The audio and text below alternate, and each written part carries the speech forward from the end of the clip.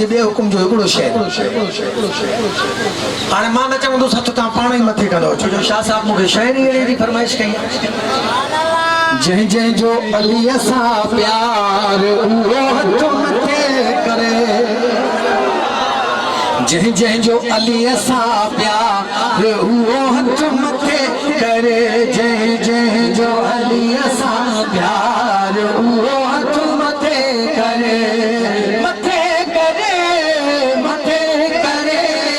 मथे करे जंहिंखे पुल तां वञिणो आहे पार ॿई हथ मथे करे जंहिंखे पुल तां वञिणो आहे पार ॿई हथ मथे करे न अरबुस्तान खतरे में न पाकिस्तान खतरे में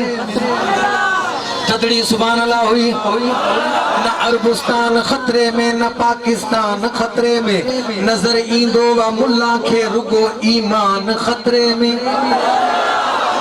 अली जे नाम सां ईमान खे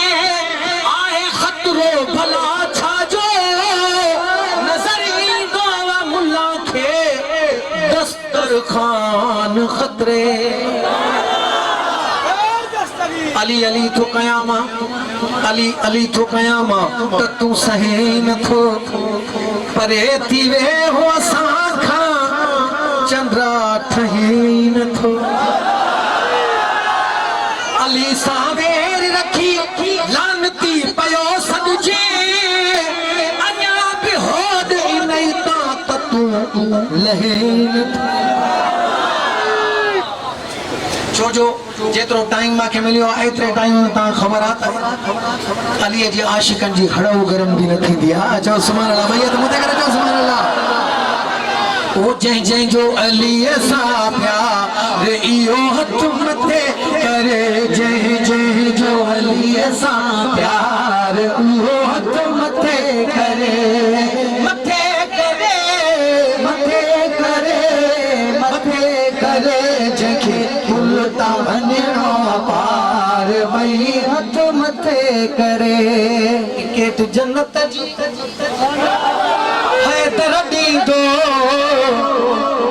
मोहबत तेरे वारनि खे पाण सॾींदो जेको जन्नत लया तयार उहो हथ मथे करे जेको जन्नत लया तयार उहो हथ मथे करे मथे करे मथे करे